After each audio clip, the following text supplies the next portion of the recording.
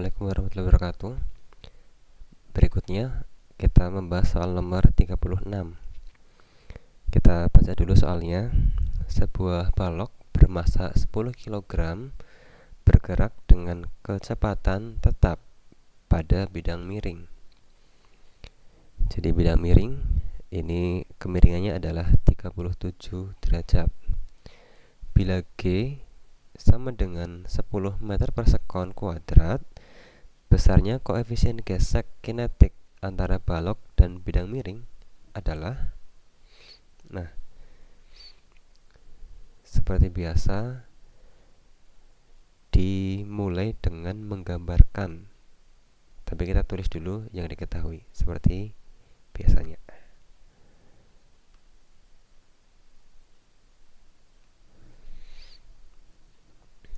Ya. Yang diketahui ada massa balok yaitu 10 kg, kemudian bergerak dengan kecepatan tetap.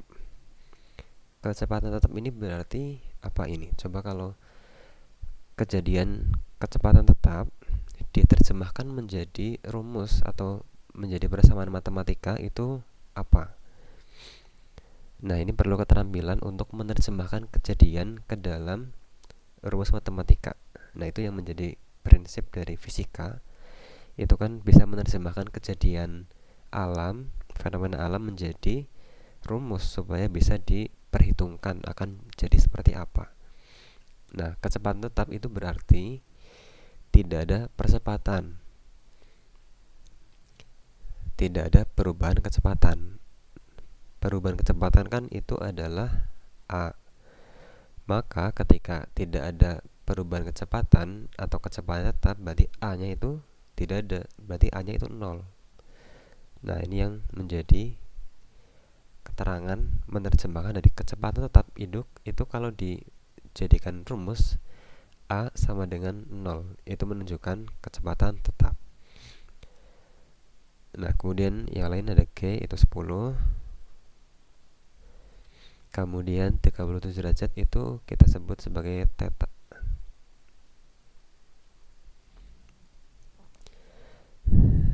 Nah, yang ditanyakan adalah koefisien gesek kinetik. Koefisien gesek itu disimbolkan dengan mu. Kinetik berarti kita tambahkan K di sini. Mu K itu berapa? Nah, jawabannya kita gambar dulu. Ya, kita gambarkan diagram gayanya dulu. Nah, ini juga ada info tambahan ya. Kalau suatu lantai atau bidang itu ada gaya gesek, ini gambarnya berbeda dengan yang licin. Jadi kalau ada gaya gesek itu di sini ada semacam arsiran. Ada garis-garis seperti ini. Ini menunjukkan bahwa lantainya atau bidang miringnya itu kasar. Kalau licin itu tinggal garis lurus biasa, tidak ada arsiran garis-garis seperti ini. Itu berarti menunjukkan licin. Nah, ini ada gesekan karena yang ditanyakan adalah koefisien geseknya. Kita amati dulu gaya yang berpengaruh pada benda ini, pada balok ini. Dia punya massa 10 kg. Berarti dia juga punya berat. Kita gambarkan dia punya berat W. Kemudian setelah berat dia punya gaya normal. Kita bedakan warnanya supaya lebih terlihat. Gaya normal itu tegak lurus dari bidang sentuh. Jadi arahnya ke sebelah sana. Ini adalah gaya normal.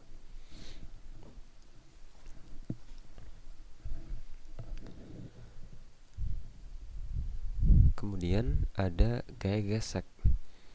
Jadi ketika benda ini di bidang miring, secara alami dia akan bergerak turun ke bawah. Jadi gerakannya menuju ke kiri bawah, arahnya ke sebelah sana. Jadi kita simbolkan dengan A, adanya percepatan itu berarti menunjukkan gerakan turun ke bawah. Berarti gaya geseknya ke sebelah atas.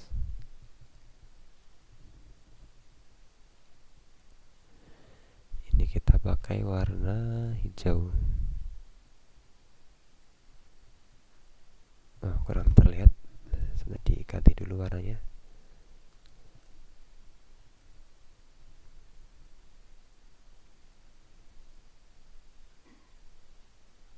Nah, ini kayak gesek F, arahnya ke sebelah kanan atas. Nah, ini mungkin kita perbesar saja supaya lebih jelas gambarnya. Diperbesar dulu.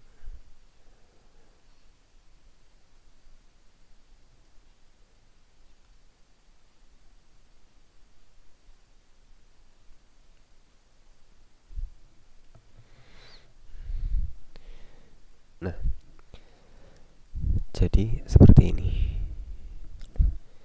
Ini ada benda di bidang miring, dia bergerak ke bawah. Otomatis untuk mencari resultannya ini adalah gaya yang arahnya ke sebelah bawah sana. Jadi arahnya ke sini. Sementara di sini tidak ada, makanya kita bisa mencari dari komponen berat. Nah, karena berat ini pasti punya komponen yang arahnya ke sana. Maksudnya gaya yang menyebabkan benda ini bergerak turun. Karena W ini kan arahnya selalu ke pusat bumi atau ke pusat gravitasi. Makanya yang membuat benda ini turun itu adalah komponennya, yaitu W yang arahnya ke sebelah sini. Nah, ini tinggal dicari ini. Ini yang cos atau yang sin. Kita perhatikan lagi dari trigonometri, dari sudut-sudutnya itu.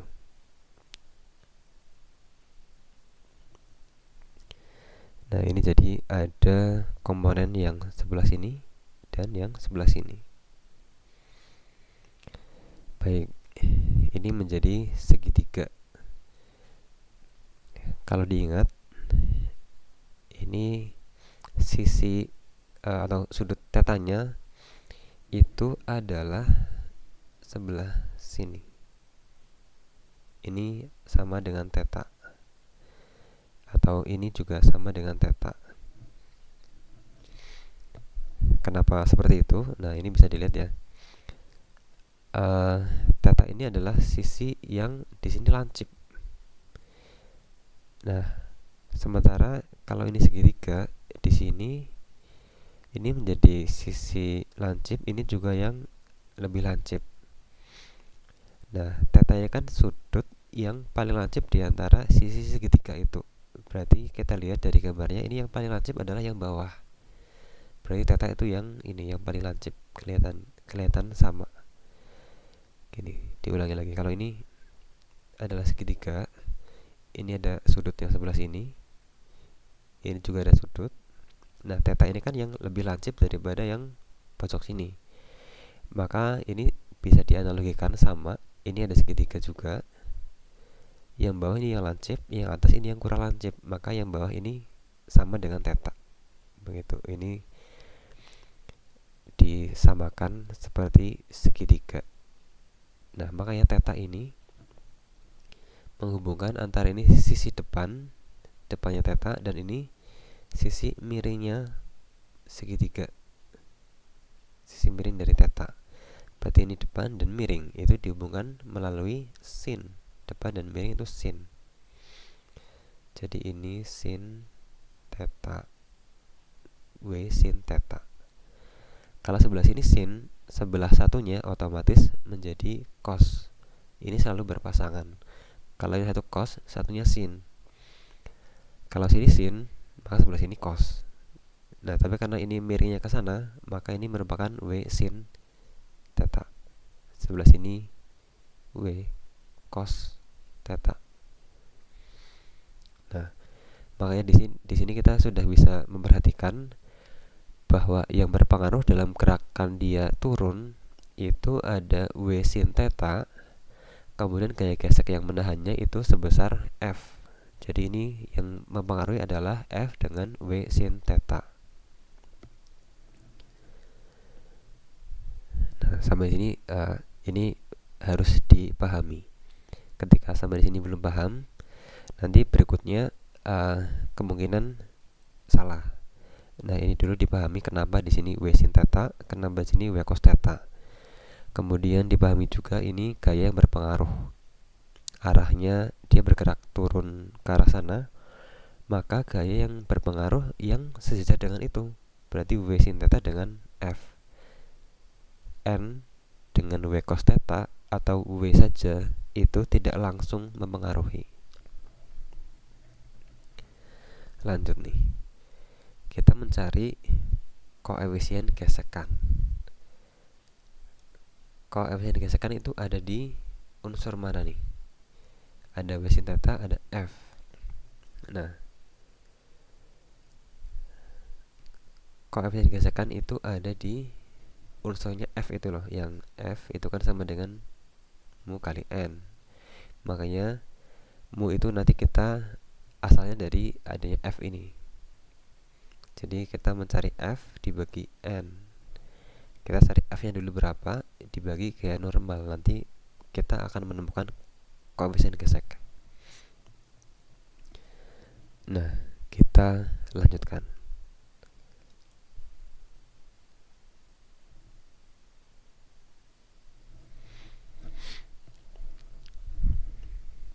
Benda ini bergerak turun. Nah, ini berhubungan dengan hukum Newton yang keberapa nih? 1, 2, atau 3? Nah, kalau kalian menjawabnya hukum 2, kurang tepat. Ini adalah hukum 1 Newton. Karena benda ini bergerak dengan kecepatan tetap. Tidak ada percepatan. Berarti ini merupakan kelembaman. Sigma F sama dengan 0. Karena A-nya 0. Gitu. Kan hukum 1 Newton itu kan benda yang bergerak dengan kecepatan tetap akan bergerak dengan kecepatan tetap juga, begitu. Nah, tidak ada perubahan kecepatan. Jadi kita dapat mengatakan sigma F sama dengan 0. Tapi kalau misalkan kalian menjawab sigma F sama dengan MA, itu nanti kalau dihitung sama saja sih. Jadi M kali A, A-nya 0, ya berarti sigma F sama dengan M kali 0 ya 0 juga. Tapi secara prinsip ya, ini merupakan fenomena hukum 1 Newton. Sigma F sama dengan 0. Nah, ini yang berpengaruh adalah gaya yang sejajar dengan gerakannya itu loh. Jadi makanya di sini F dengan W sin theta. Yang positif itu yang arahnya searah dengan gerakan. Berarti yang positif itu W sin theta.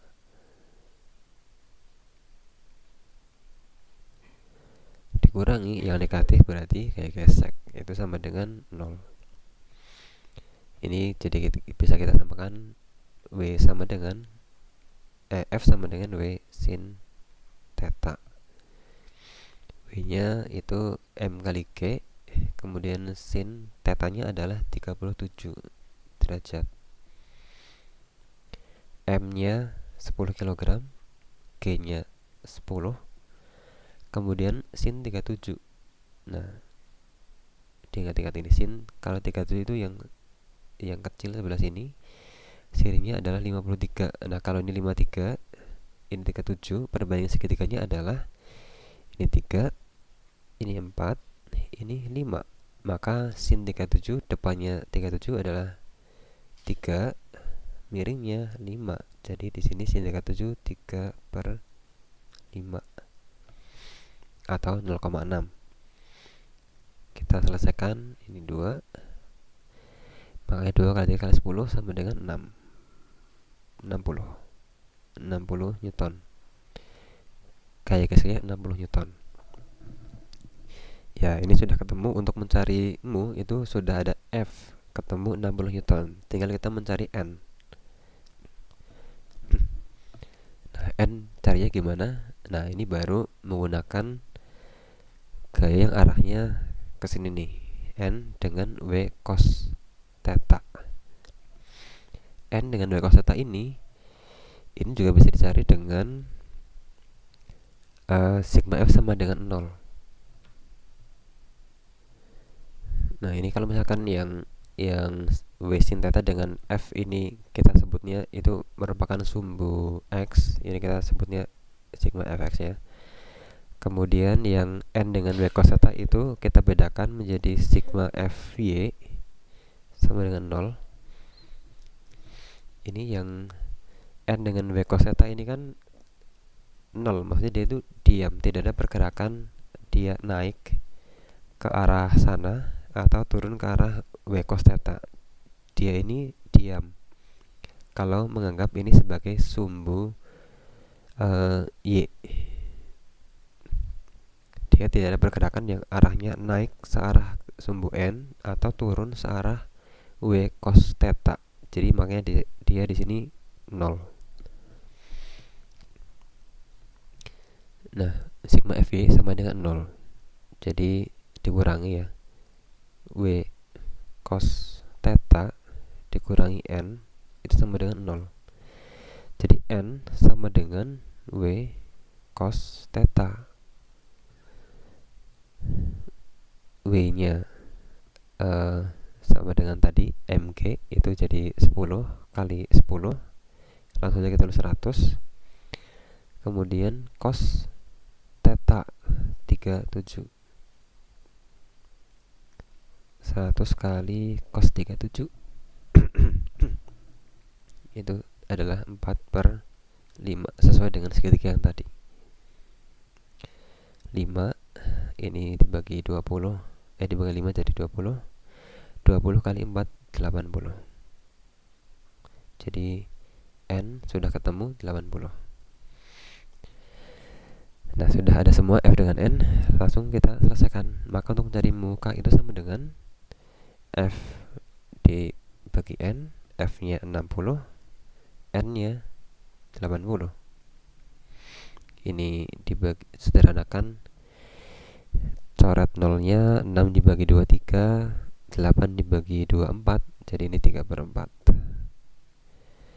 Muka itu sama dengan 3/4.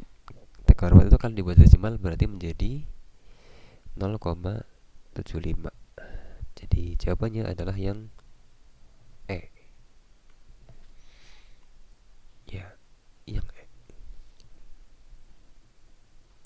Jadi ini mencari W cos theta, W sin theta itu harus benar-benar dipahami.